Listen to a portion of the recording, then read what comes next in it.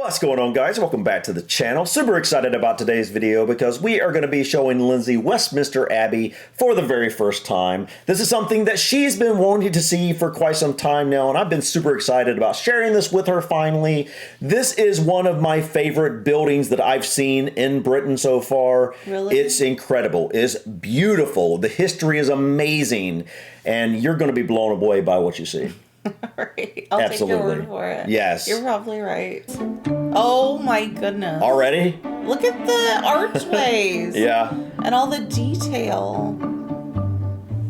So just outside the walls of the Abbey here in the cloister on the way to the Chapter House is one of my favourite bits of history in a building that is packed with history. This, though, is very special. This is thought to be, correct me if I'm wrong, thought to be the oldest door in Britain.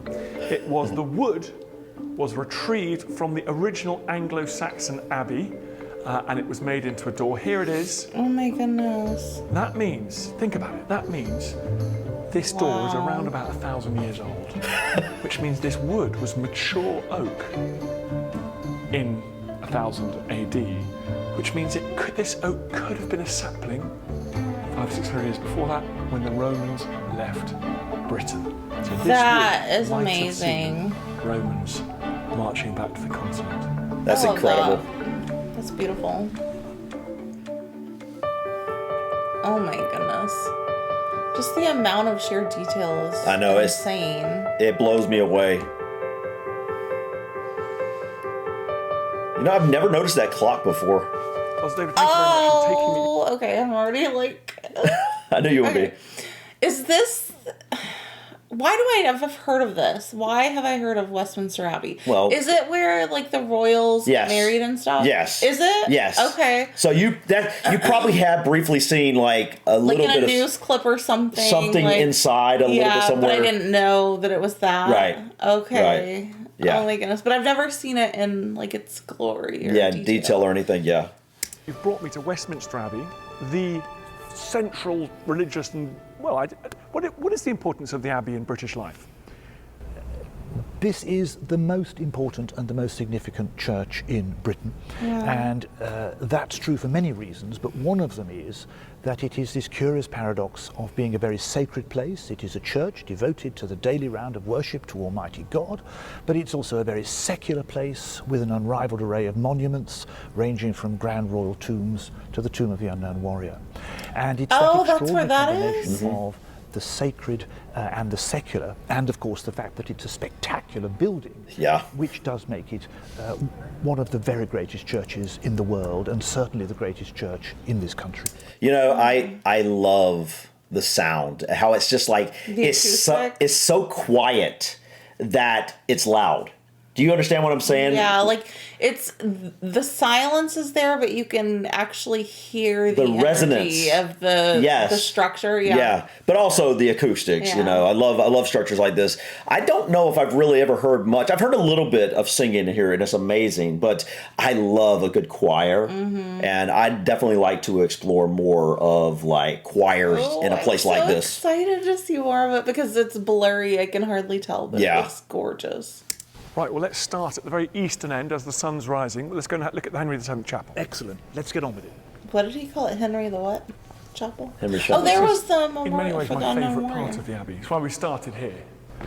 Well, so here we are in the Lady Chapel, constructed in the early 16th century. Goodness. The last major piece of construction before the Reformation. What? And in some senses, this is a very European piece of architecture. It reminds one that the Abbey, the Catholic Abbey. Look at the ceiling. Yeah, that's pretty incredible. How long did this take to construct? I have no idea how long this particular part took to construct. This is just magnificent. I mean, from this far away, if you can see this much detail and like tell how intricate this is, imagine up close how much even more. I know. Oh, it's beautiful. It is beautiful. It's incredible. I'm so in awe of it makes you stuff emotional. Like this. It really does. Like, it's and I can't even imagine how people, especially back then, had the skill, because they had, they have advanced tools. So, they're doing this basically by hand. lovingly through years of just it's incredible hard work. Like that's it's amazing. Was part of European Catholic Christendom. But then, of course, as we can also see here, later on, as the Abbey evolves into being something very different, a national church, it then becomes the headquarters of the Order of the Bath. In the 18th century, and we see the banners here now of the senior Knights of the Order of the Bath. And it's my used, of gosh! course, as their chapel. We see the coats of arms of previous That Knights is amazing. of the Bath. And so what begins as a kind of monument look at that to, detail. European Christianity and perhaps late Renaissance values becomes later the embodiment of national identity, and because it's the Order of the Bath, military people and civil servants. That's very interesting. I never thought that in this space. So, but Westminster Abbey I've always thought of as being a national church, but actually that's more post-Reformation, is it? Yes, that's a post-Reformation development. I mean, it was never, as it were, the original story of the Abbey and the history of its early centuries sees it as being part of Catholic Christendom. It was an abbey. It was also, of course, becoming a national church in that monarchs from William the Conqueror on were crowned here, but it was primarily an abbey, part of Catholic Christendom. And it's only in the Tudor period that it becomes instead this Protestant bastion of national identity, and in that sense, secular religion as well as sacred religion. See, that's kind of mind-blowing when you hear that. Like, when you see a church like that, you always expect it to be Catholic. And now, while it kind of got its start, it sounds like from Catholicism, it's technically a Protestant church, as he just said. It's beautiful. At least from what I understand. I don't really know a lot about the Church of England, but from what I understand, it's more Protestant. But think about this. When you've seen churches, have you ever seen a Protestant church that looked anything like this? Like, of course, not this grand. Not here in America. No, sure. when you think of churches between Catholic churches and Protestant churches, there's always this huge kind of difference you see. You notice that the Catholic churches tend to be very grand. Like our Catholic church over here that we have downtown here is really beautiful. It's incredible. Yeah. Nothing like Westminster Abbey, but it is incredible. But when you look at the Protestant churches, they look totally just different. They aren't as grand. They don't have as much beauty within the building and the architecture itself. Yeah. Isn't that interesting? I don't know why that is. I mean, at least here in America, it seems to be predominantly the case. It does. I mean, there's obviously exceptions, but yeah, I wonder why that is. But, maybe it's something to do that with a lot of Catholic churches tend to be older than the Protestant churches. A lot of Protestant churches tend to be newer. Back in the day, they put so much more work and love into building structures, especially when they were religious structures, How did it survive the Reformation? Why was it not all smashed up? Well, the story, of course, of the 16th century is very extraordinary. Henry VIII decides it's going to be a cathedral. Previously, it had been an abbey presided over by an abbot. Henry converts it into a Protestant cathedral with a bishop. And for a very brief period, there was a Bishop of Westminster who was subordinate to the Bishop of London. Then, of course, soon after Edward VI, Mary comes along and puts it back to being a Catholic abbey again. And if Mary had married and had children, that may be how it would still be to this day. Mary, of course, doesn't have children. And as a consequence of that, Elizabeth succeeds. And in 1560, Elizabeth gives the abbey its royal charter. And from then on, it is, of course, Protestant. And it's also, it bears this strange title, it's a royal peculiar. There's no bishop ever after. The checkered floor. And the abbey only recognises the authority I love the stained glass. Not of the Archbishop of Canterbury, but of the monarch. Under Henry VIII and then Edward VI, it was a Protestant cathedral, but then under Mary, it goes back to being a Catholic abbey. And had Mary sired a succession of children and, as it were, established her royal dynasty, then it's perfectly possible that the abbey would have remained a Catholic monastery and would not have evolved into the icon of national Protestant identity that from the time of Elizabeth onwards it has since become. Interesting. So speaking of Mary and her sister Elizabeth, I think they're buried just next door, aren't they? Let's go and see them. They're still here. Oh my Now, as goodness. I remember it, James VI actually shoved these two off into the side, didn't he? Because it's sort of...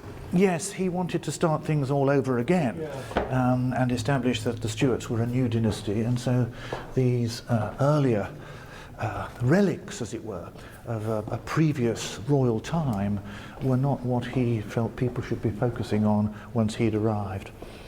So here we have, in a sense, Wow. the juxtaposition of these two very different monarchs with very different beliefs, and it's a reminder that religious strife is not a pretty spectacle. There's a tradition, well, certainly in the medieval period, that all monarchs were buried here. So it must have had a primacy right through from its establishment onwards. Well, most monarchs were buried here from Henry III to George II. Not all of them, but most of them. And so that was the period when it became a royal mausoleum across the generations. But of course, the initial establishment of a major royal connection with the Abbey was really Edward the Confessor. You know, is this marble? I think it is. Or Man. granite, maybe, but I think it is. Man, can you imagine? So, I wonder where the royal family is buried now. Well, Queen Elizabeth is buried at, what's the name of the church, guys? I can't think of it now. A different church. Yeah, it's not here. I think I heard that this place is full now, or is close to full, or something like that. I'm not really sure. Well, It was Edward who rebuilt the Abbey. That was the second building on this site. And then, of course, under Henry III, it's Edward the Confessor's tomb, which was elaborately reconstructed. And Henry III both rebuilds the Abbey and is the great proponent of the cult of Edward the Confessor. Poor old Henry III. He's an important man. He gets left out. He's overshadowed by his terrible father and famous son. Yes, it's a terrible injustice, really, because much of the Abbey as we see it today was his creation. He establishes the tradition that monarchs are generally buried here from his time until the early Hanoverians. He was the creator, in many senses, of the cult of Edward the Confessor. The Abbey, even today, is really more his church than any other monarch's. And yet, as you say, he's a kind of invisible presence. So we've got Mary and Elizabeth, sisters, not great friends in life, buried together. Not great friends in life at all, because they had embraced these different Religions or belief systems. Yeah, I think one was Catholic. One was Catholic, one was Protestant. Yeah, I believe so. Catholicism and Protestantism. The 16th century was the heyday of the wars of religion. People died for their faith, were burnt at the stake. Not a happy time. But here they are, united in death as they never really were in life. Well, and as James VI James VI and First would have it, sort of united together in almost obscure, sort of put off to the side because the royal line that in George would flow through James I and the Stuarts. Exactly so. So here they are, if not exactly marginal, then they certainly aren't as centrally placed in the Abbey as perhaps, especially in the case of Elizabeth, their historical fame might lead you to have expected. Yes, Oh my goodness. not available for general. I'm not sure I've ever been allowed. I just can't get We're over. not the general public. This is Yeah, it's just credit everywhere, right? Yeah. So Every here we part are, of this place. standing in front of the elaborate tomb of and monument to Edward the Confessor. Man. And one of the ways in which we need to think about the Abbey in medieval times. Is he entombed at top? It looks like I'm it. not sure exactly. It would have It looks like probably it's- right there, yeah. That's right here. Wow. So I wonder if there's a reason it's just significant because he's like above everybody. Exalted, Yeah. kind of, Yeah. Thanks again to Henry III, who is responsible for constructing this extraordinary funerary monument, is that it did become a shrine to Edward the Confessor, King Edward the Confessor, subsequently, of course, Saint Edward the Confessor. And that's wonder why one it's of the called that. identities that was very strongly created in medieval times for the Abbey. And it is rather ironic that it became a place of pilgrimage, this shrine to Edward the Confessor. But nowadays, of course, there are so many pilgrims, otherwise known as visitors and tourists, that they can't be allowed in at all. Yes, that is ironic. So why was Henry III keen to celebrate the Confessor? Is it because the Norman and Plantagenet kings of England wanted to root themselves in that Anglo-Saxon period, or was it less cynical? Well, I think that one of the things that's often going on here in the Abbey is, as one royal dynasty succeeds another, they either want to proclaim discontinuity with the previous royal dynasty, or for different purposes at different times proclaim some degree of connection and continuity. And both of those options are in some senses on display in different parts of the Abbey with regard to different tombs. Lovely, what a lovely thought. So this is Edward the Confessor is inside here. Yeah, of course, we should say Edward the Confessor. Isn't that amazing? He built an original abbey here, an Anglo-Saxon abbey here, and was buried in it. And we think perhaps King Harold was actually crowned the same day that the Confessor was buried. Well, we think King Harold was crowned here. It's not absolutely sure, but it seems as though he was. The Confessor, of course, was not crowned here. He was crowned in Winchester. If Harold was crowned here, he was the first English monarch to be crowned here. And of course we definitely know that William the Conqueror, who was French, not really English at all, he was certainly crowned here. The amount of knowledge this guy has in his head is insane. All that sorted. I mean, like he's just like off the cuff. I know, he knows it. Like, that's crazy. I mean, I guess if that's your job and basically your life. Yeah, but like this building isn't just like some little bit of history. No, this has a massive amount of history, a massive amount of people involved. Sounds like it. Kings and queens coming and going, who's buried where. And look at the book he's carrying. I think it's about... Yeah, I think it says Abbey something. Yeah. But before that, in Anglo-Saxon times, English monarchs were not crowned here. They were crowned at the appropriately named Kingston-on-Thames. So the connection between monarchs, the Abbey, coronations, is very much something that gets going with William the Conqueror. But William the Conqueror, of course, was French, not English. And then we've got other monarchs buried around the edge of the Confessor. That's Henry V, I think. Wow. Brought back from his dysentery, the death by dysentery in a siege in France. So this really is the heart of the Abbey as a royal mausoleum. The centrepiece being, of course, this extraordinary tomb of and monument to Edward the Confessor, but then with these other royal tombs round about. And it's worth repeating or worth remembering that beginning with Edward the Confessor, but only systematically from the time of Henry III through until George II, who died in 1760, this was the place where English and then British monarchs were buried. So it became the royal mausoleum, and that gave it an unrivaled prestige and appeal, which no other church, no other great church in this country could possibly compete with. It's amazing. We are standing within touching distance of several tombs of, well, Anglo-Saxon, Norman and Plantagenet monarchs. Wow. Yes. Isn't that, wouldn't that be a very strange feeling? I don't know what Surreal. it is. Yeah. I don't know what it is about, I guess, like he called it, a mausoleum versus burying in the ground. It just feels... you're closer, I guess, to the body, and it just feels really different. Yeah, I've thought about what you're saying before, and it is surreal, and I think to us because we don't have these types of places, so we never come across bodies above ground, generally speaking. Very rarely. Like a church in my hometown, old church, the place we love walking around, that one cemetery especially. Well, there's a couple of them there, but both those churches that we're talking about there, they have some people buried in the walls there.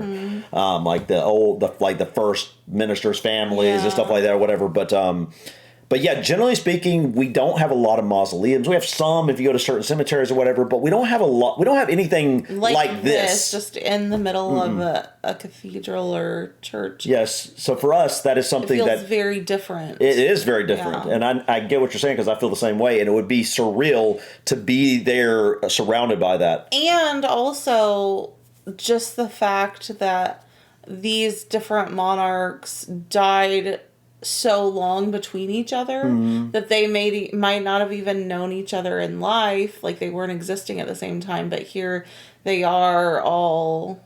Yeah, it's just that's very true. Yeah, interesting. It's an extraordinary gathering of royal tombs.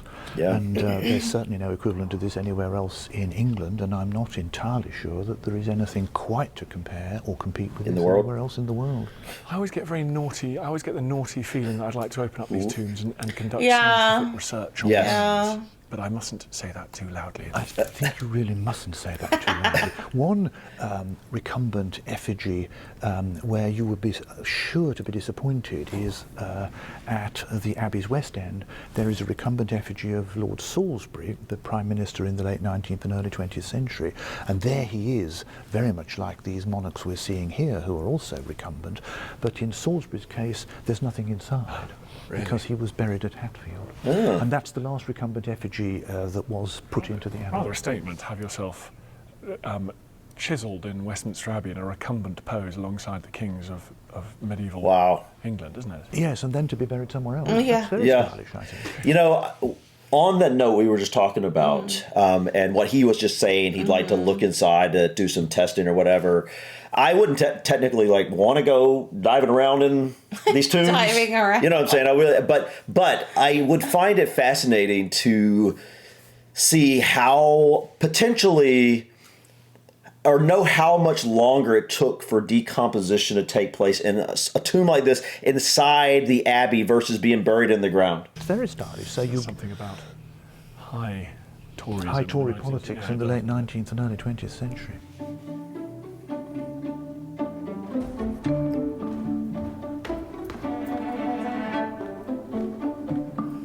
And so, obviously, we associate it with Look at that window up there. There's all I sorts love of it. memorials and burials to great Englishmen Britons following that. And years in the centuries that follow, its building. That's correct. And interestingly, as it ceases to be the place where British monarchs are buried, because they go off to Windsor after Windsor. George Windsor II, it Castle? becomes ever more the place where great Oh my British goodness. non-royal figures are buried. And here we 18th have century generals. here we have James Wolfe, so Wow. who is slain. This is in Quebec. 1759 at Quebec, and this is a staggeringly grandiose Yeah, it is. 18th century monument. And this did become quite the fashion. There's a no less grandiose monument to William Pitt, Earl of Chatham. Ligonier, here's another fellow commander in the 7 Years' War in North America. All 18th century geeks, this is our little zone here, but then what's this rather wonderful stained glass window? I don't think I've seen this. This is not the 18th century at all. This is David Wow. Hockney. This was recently installed as a modern commission. I was going to say, it looks very modern. And it's partly in celebration of the Queen. And so the motif there is mainly the countryside. It's a celebration of the Queen as somebody who often prefers to live in the country than actually to live in the town. So I'm curious what they did with the glass that was there. I suppose they just put it aside somewhere. Yeah, that's a and good question. I I wouldn't destroy No, it. no, I have no idea how old the glass would be, but obviously you would think quite old. And Verdant. then we've got Asquith up there. Oh, look, we've got Prime Ministers. You've taken me to the Prime Minister. We have lots of Prime Ministers here, and over here, There's in so much to particular, see we in have here. Gladstone. That's the last life-size statue that was installed in the Abbey. And here is Disraeli, his great rival, and you will notice that they are not looking at each other, and that is not accidental. But by the late 19th and early 20th century, there was this problem that the Abbey was getting so full of statues and tombs and effigies that it was overcrowded. And one scheme was to construct an extraordinary extension to the Abbey, a kind of imperial Valhalla, where it was thought that all the heroes of empire going forward would be buried. But that never took off, although in the late 19th and early 20th century, there were lots of ideas to do that. So as a result of that, what happened in the 20th century was, on the whole, far fewer burials, no more statues, and instead memorial tablets and the burial of cremated ashes. I wonder what that thing is to the left. I know. It's so opulent. What is I'm not that? sure what that is either. This world, especially in the 18th and 19th century, of very grandiose, extravagant monuments, really did come to an end with the statue of Gladstone and the recumbent effigy of Lord Yeah, it's a little sad. Yeah. Wish they could have continued it. I remember Nelson once boarded an enemy ship and shouted something like "Glorious victory or Westminster Abbey." You know, that meant to his men, we're at death or victory. Yes, I think he also ponders that on the eve of the Battle of Trafalgar, that by tomorrow it'll either be victory or it'll be Westminster Abbey. Though, of course, in fact, it was St Paul's. Ended up in St Paul's. He ended up in St Paul's. But they're not what you'd call understated, these monuments. I mean, they really are extraordinary. The ones that I like the best are the very grandiose ones of people you've never heard of anymore. Yes. Well, I think there's a kind of inverse relationship in some cases, that the less you've heard of them, the grander the monument. But here is Gladstone and his wife. They're buried. So Gladstone is buried here and gets a great statue as well. Now, one of the reasons Queen Victoria didn't like him was because he was almost as much the emblem of 19th century Britain as she was, and she rather resented that. Didn't like competition. So she outlived him, though, luckily. Yes, and one of the pallbearers at Gladstone's funeral, because of course the funeral took place here, then he was buried, one of the pallbearers was her eldest son, Edward, subsequently Edward VII, and she was enraged that he had undertaken to appear to mourn the man whom she so loathed, that's to say Gladstone, and she wrote him a letter saying who had he consulted and what were the precedents, and he rather grandly replied he had consulted no one and there were no precedents. We've got Wilberforce there. Yes. Canning. Yes. Goodness. Yes, this is very much 19th century Valhalla. Well, do you know, us 18th centuries like to call it the long 18th. The longer, yes, it took over the 19th. Yes, exactly. Shall we chop off the first bit?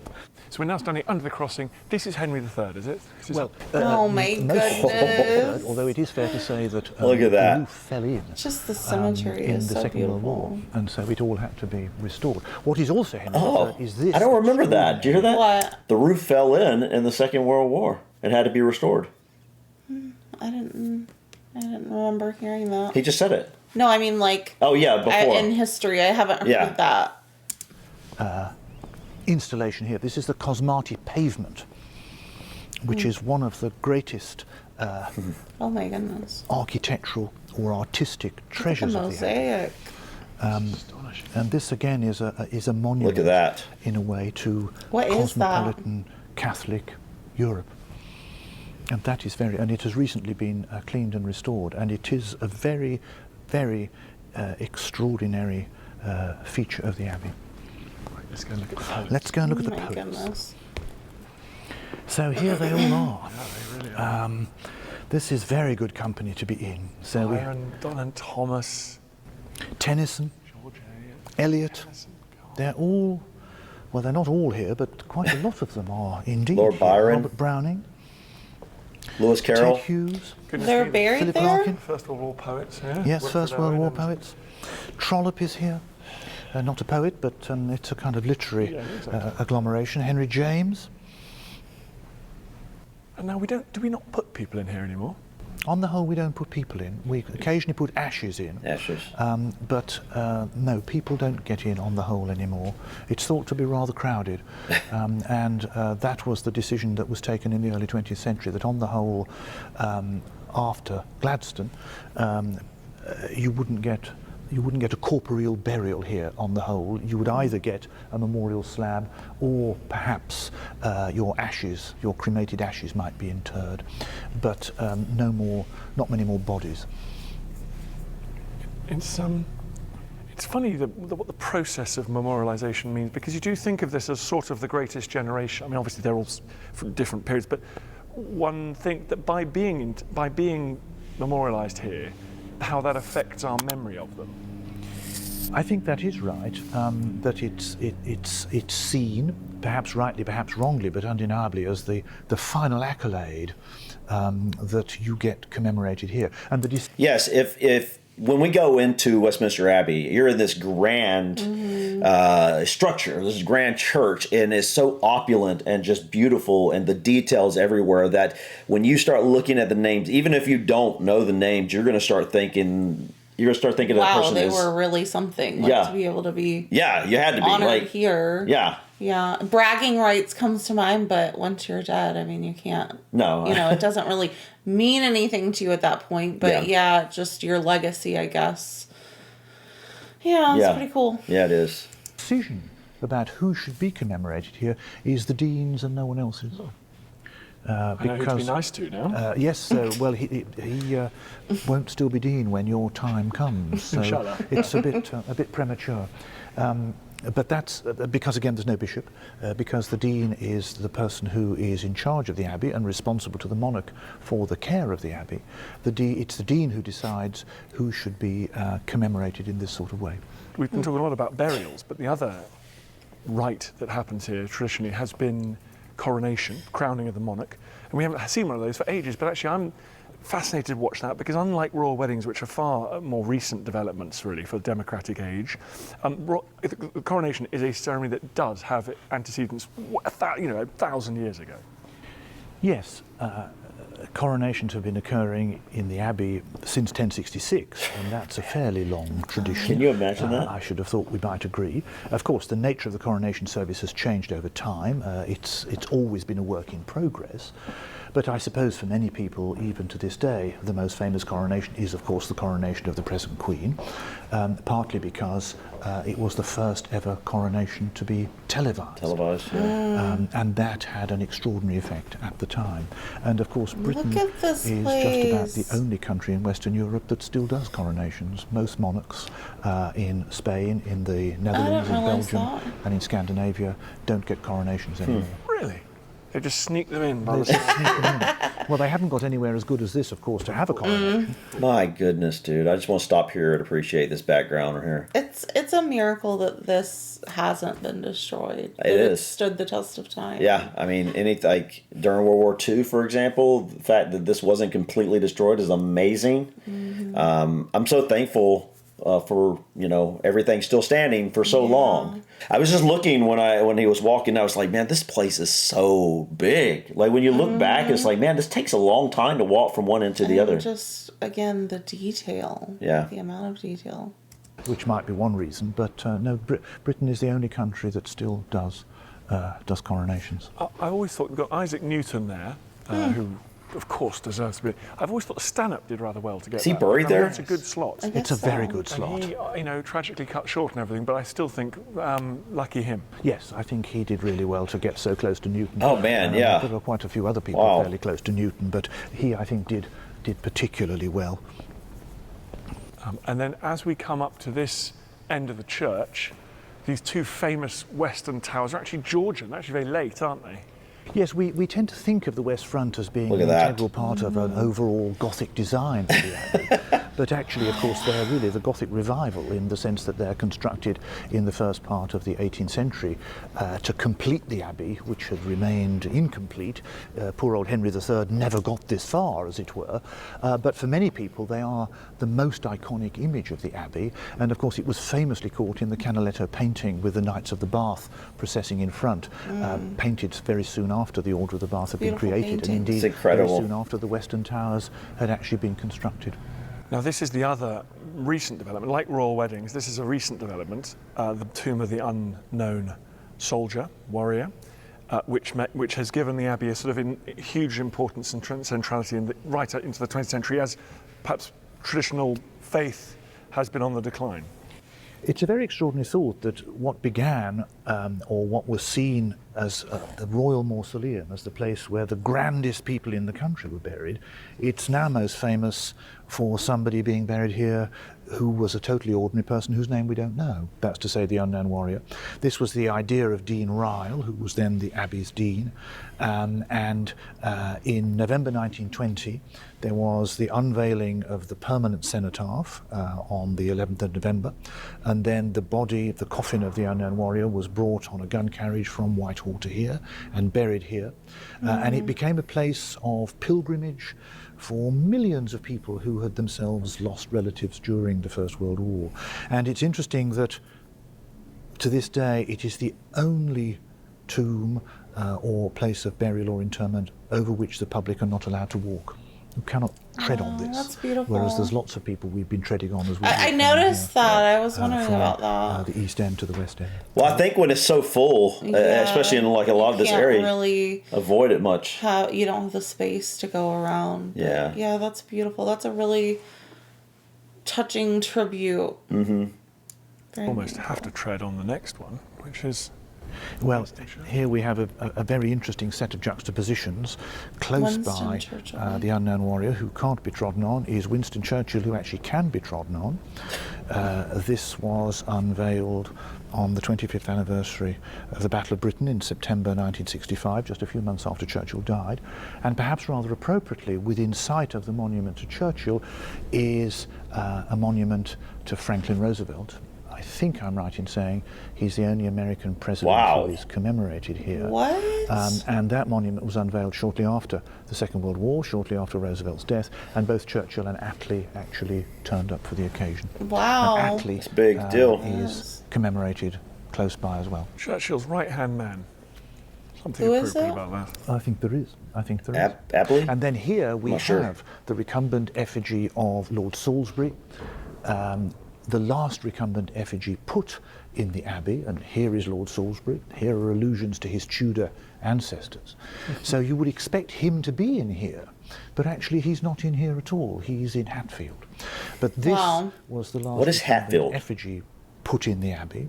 Just as somewhere else. Another that's church? buried, I the guess. life-size statue of Gladstone was the last major statue put in the Abbey, and after that the belief was that the Abbey was full up, and that if you were to commemorate other major figures in history, you have to think of doing it in a much less ostentatious and space-consuming way. So here we have this spectacular monument to Salisbury, though he's not here. Compare that with the much more stripped-down memorial stone to Churchill, and one sees the way in which modes of commemoration and celebration have changed from the early 20th century on through until the time we're in now.